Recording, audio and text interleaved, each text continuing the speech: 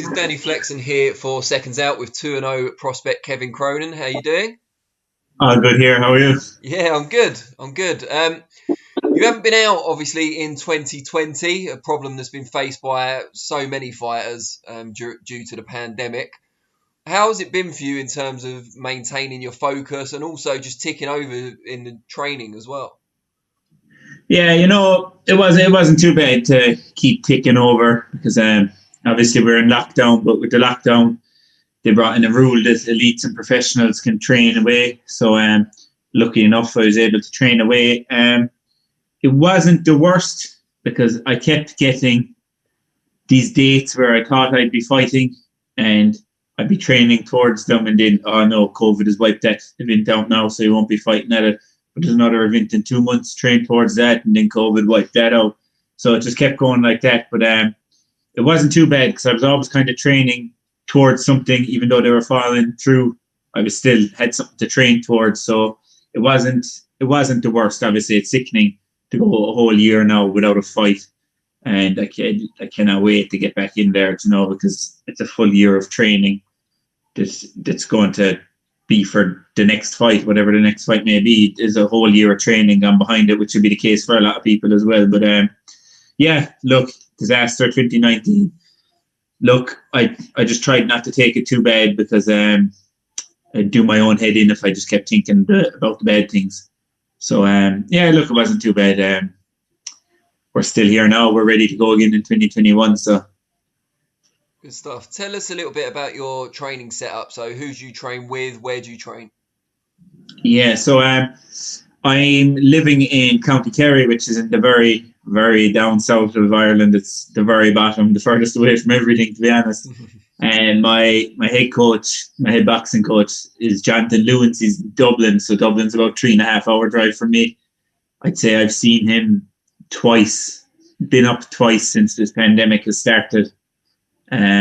He holds the reins really of my boxing. He's over it all. Lucky enough, I have a boxing coach, Patrick O'Brien, as well down here in Kerry that I train with in my hometown. So yeah, we're training out of a gym. It's called St. Margaret's Boxing Club. They've been great to me over the lockdown. They've been letting me use the facilities, and they gave me a key. They let me use it away. Myself and my own coach have been training down here, and I have my strength and conditioning coach down here as well. I've been training with him, Peter Donoghue, PD Fitness. So look, that's the team. You've Jonathan Lewins, Nicky Dullard in Dublin, and Patrick Lewins. And then my manager is Leonard Gunning from Boxing Ireland. And then I have Patrick O'Brien and Peter Donoghue down here at home. So look, we've a great team behind me. It's great to not just have to travel to be with coaches, that I can just come out the front door and go down to the local club, and I have my coaches there too. So look, it's actually great. I'm gifted, really, to be honest. Tell us a little bit about your amateur career and why you decided 2019 was the right time to turn pro. Yeah, look, I didn't have a huge amateur career as in the elites, going on winning elites or anything like that. But I was always there. I was a name known in Ireland in the amateur career. I was just fighting, I was fighting everyone. I was fighting all these elite champions and all the local shows, who am I going to fight? All these local shows where the fights are in a pub or something like that. Yeah. Everyone that likes their family and everything are there. So they all like to maybe look for someone they can beat or have a close fight, but know they're going to win in it in front of their family. I was always the guy, even though my whole family would be there, is who's the elite champion in my weight this time? Let's get him down. I just constantly wanted to learn. I was prepping myself for the future, and look, the future's now. So back then I was prepping myself for now. So instead of just having a bit of a scrap inside in the local pub, I was getting the elite champion of certain weight classes down to fight me, and knowing I probably wasn't going to win that fight. And even though coming towards the end of my amateur career, them fights were getting closer and I was winning a lot of them fights. So yeah, look, that was all prepping for now. I've won towards the end of my career, I fought super heavyweight for a couple of years. I was a bit scrappy at super heavyweight. I wasn't winning anything. I was thereabouts, but I wasn't pulling it off in the finish. Cut down into 91 at heavyweight.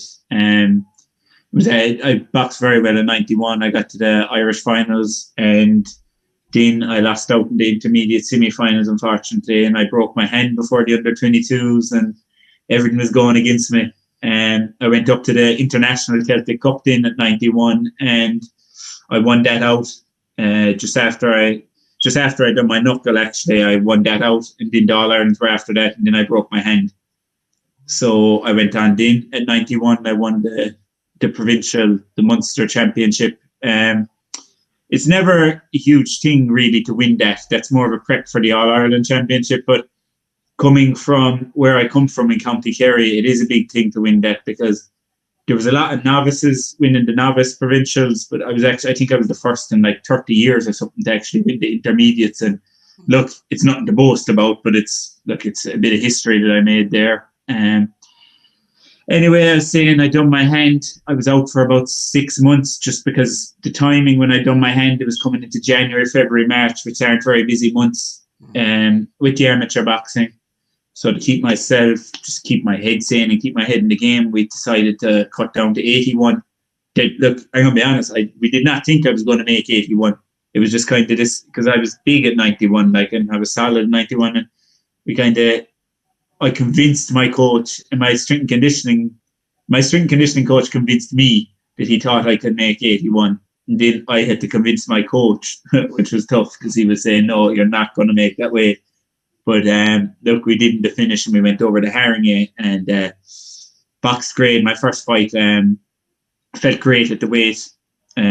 Felt very, very strong at the weight. It actually felt easy being in there with someone a lot lighter than me. Just, the punches felt like feathers coming at me. Lost out in the semi-final, unfortunately. Close fight, split decision, what can I say? I just lost out, that was it.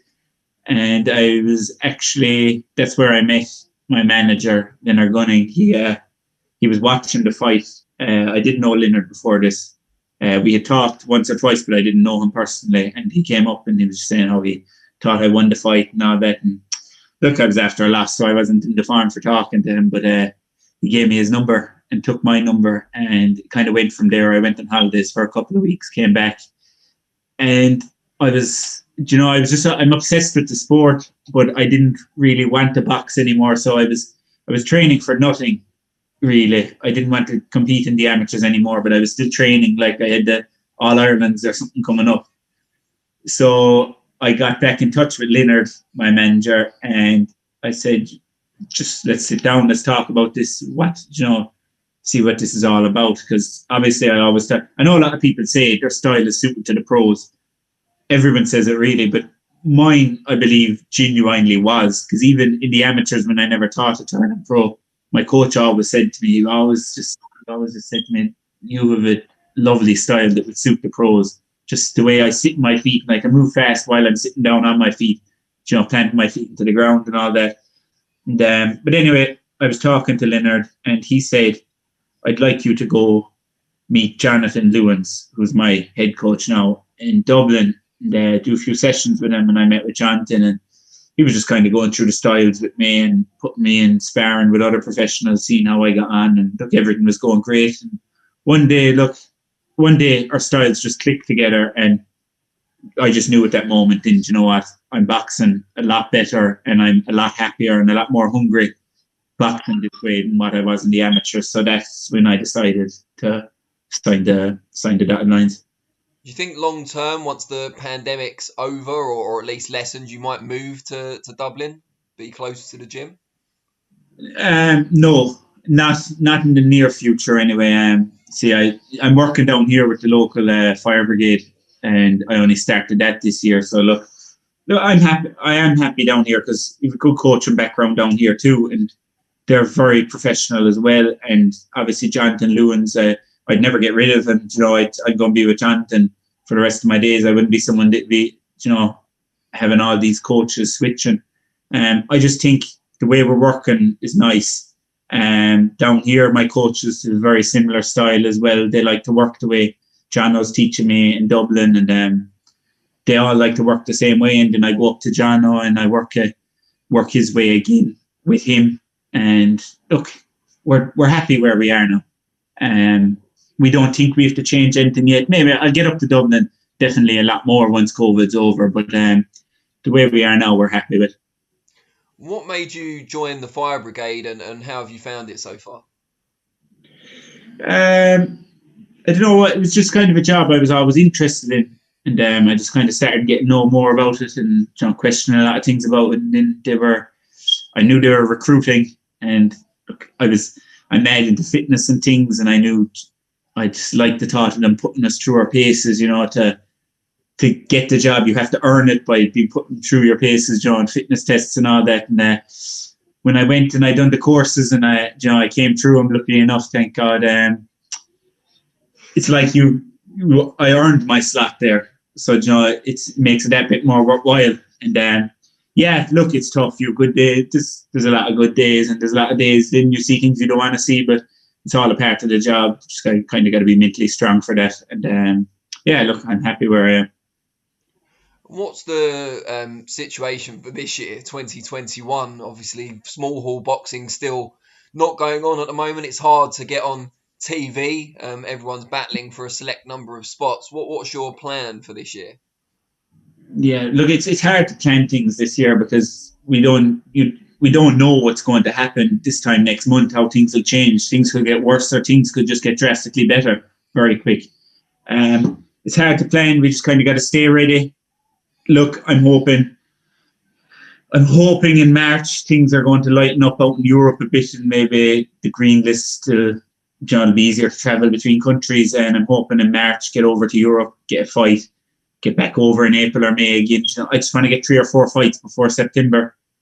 And look, once I get 3 or 4 fights, I'm going all in. Then hopefully, touch wood, that I'll be successful in these 3 or 4 fights. I want to get some 6-rounders and even an 8-rounder or 2 in before the end of the year. And then look, if successful, I want to go on and try challenge for the Celtic or the Irish title, like heavyweight, or if it have to be super middleweight, whatever's there. Can you get down to super middleweight? Because like you said, you started off as a super heavy. Although looking at you, it's hard to imagine you were ever a super heavyweight. To be fair. Yeah, well, look, I jumped on the scales this morning. Well, I was on the scales last week, but I stood in the scales, and I hate looking at the scales because with me, I could be 94 and not even know it, or I could be 87 and thinking, that I'm 82. I don't know what I'm going to be when I hop on the scales, but I've been sticking to tea with my diet, and because I have no metabolism. It's shocking, my metabolism, so I have to stay good. But I've been working hard, strength conditioning, boxing, and sticking with my diet. I jumped on the scales this morning, and it was 85.8 kgs, which is the lightest I've ever walked around, ever that I can remember since I was a child. So in boxing wise, the lightest I've ever walked around at when I'm not fighting. So obviously I'm doing something right. It's great to be light. You have to be doing the work behind closed doors with boxing, which we're doing. But yeah, I'm not super heavyweight no more. But yeah, look, to get to super middle, I haven't thought too much about it. It actually came up in a podcast I was on last week. They said, would I go to super middle? If there's something there for me, I'll go down. No problem. I've never made it. I couldn't imagine it'd be torture for me to make it. But if there's something going to be there where it's going to be worthwhile to make it, then I'm coming. Look, I came from 120 kgs to fight at 79. I'm sure I can just go 3 more. And you mentioned you're obsessed with the sport. Who did you look up to when you were first getting into boxing as a kid? Who were your kind of boxing role models or idols? Yeah, I guess it was when I was younger. There's a local, an Irish television channel called RTE, and they used to show a lot of boxing, and it's unfortunate they don't anymore. But it was the Bernard Dunn era. I kind of grew up when I was in my teens, and he was, every fight he was in, he was stuck in wars, and it was just unreal to watch. And look, if you don't want to box after watching the likes of them fights, then it's never really for you, is it? Even growing up, just on YouTube watching the likes of it. And another thing that came up last week was my favorite fight. It wouldn't be so much my favorite fight. Well, it is my favorite fight of all time, but my favorite round, when I look it up, all I want to watch is round 9, Gaffey versus Ward. Things like that, they just, when you are obsessed with the sport like I am, it's them things that really get you, buzzed for it. And what about the guys who are around now? Is there anyone you look at either locally or internationally where you think, I'd like to get to that level, or they're inspiring in some way? Yeah, I look at Artur Beterbiev, and I know he's in my weight class and all, and hopefully we'll meet someday, but I'm a bit away from it yet. But I just think he's just an animal, and I like what he does too, because I know he's only fought one big name, but he hasn't really fought nobody's either. He obviously had to work his way to becoming a world champion, but trying to think of that guy's name. He fought the other. He just retired. Kostic, yeah, he just retired recently, but like he's one unbelievable light heavyweight, and Beterbiev just crippled him within a couple of rounds. Like, I think Beterbiev is underrated, and I think he will, if he comes over Bivol, I think he'll reign the light heavyweight division for years to come. I definitely look up to him now. He's someone I have my eye on. He's a role model of mine, and he's kind of someone you'd look at toward, just to kind of work towards. And just tell us a little bit about your life outside the ring. Obviously, we know about the firefighting job, but who do you live with? Do you have your own family? Do you live with your parents? What do you get up to outside the ring as well? Yeah, so I was living at home with my parents until last March. I was living at home with my parents. It's about half an hour from where I live now. I grew up in a farm, so I grew up out in the countryside, just tough love. But I got into the fire brigade last March, so I had to move to Tralee, and I live with my girlfriend and just our dog now in Tralee. Look, there's not much we can do outside of boxing now other than go for walks and do things like that, because there's nothing else there to do at the minute. And to be honest, since I actually moved into Tralee 1 year, just nearly a year ago now, there's been nothing for me to do at all, because the weekend I moved in here on a Monday, and we were just gone into level 5 lockdown, and we've been in a lockdown since I moved in here, and that's nearly a year ago. So I really have no life outside of boxing at the minute other than going for walks with my girlfriend and her dog. Well, at least you've got a dog, I suppose. I know, yeah. All right, before we let you go, just tell people how they can find you on social media so they can follow your journey a bit more closely. Yeah, so you can get me on my Facebook page is just Kevin Cronin Boxing. My Instagram page is Kevin Cronin Boxing as well. You can get me on Twitter. It's Kevin Cronin 1996. I have a YouTube channel. All you have to do is just type in The Kingdom Warrior and it'll come up. Look, there's a few clips of me boxing, and we done some clips earlier in the year just when we had no fights coming up of training and all that. And look, if someone's interested in boxing, have a look at it. If you've no interest, don't bother. Where does the nickname come from? So I'm from Kerry, and it's very well known. It's a famous county for Gaelic football, so GAA, and they're known as the Kingdom. And I was over with the Munster team in boxing in Harney a couple of years ago in Alexander's Palace, and I was roommates with Martin Keenan, who was the Irish elite super heavyweight champion at the time. And I don't know where it came from. It was during the fight. I was fighting, I can't think of his name. He was an English boy, and I think he's gone pretty far now. It'll stick with me in a minute. But I was fighting him, and Martin Keenan, he's one of the jolliest people you could meet. He's the nicest fella you could meet. But you'll hear him before you see him. And like when you're fighting in the ring, you kind of blank out everyone shouting and stuff. But you could always hear Martin. And just during the fight, he kept shouting something. I was like, what's he saying, Joe? Something like the Kingdom. And I went to him after the fight, and I was like, what were you saying? He was there. I was just shouting, go on, the Kingdom Warrior. And I was like, where did that come from? And he's like, yeah, it's just you're from the Kingdom, and you're the Kingdom Warrior. So it just stuck from there out. And he was just calling me the Kingdom Warrior from there out. And a load of other people from boxing just kind of started hearing the story, and they were just calling me the Kingdom Warrior. So do you know what? Why get rid of it then? I said I'd stick with it, and it's a nice little name to have as well. Great stuff. Well, it's been a pleasure speaking to you and getting to know you a bit better. Hopefully, you'll be out sooner rather than later, and we'll get to watch you in the ring. But yeah, best of luck, and hopefully we'll catch up again soon. Yeah, nice one. Look, thanks for having me. And look, hopefully next time we're talking, we'll have a few wins under the belt and maybe even a strap over the shoulder. Fingers crossed. Nice one. Take care. Thank you.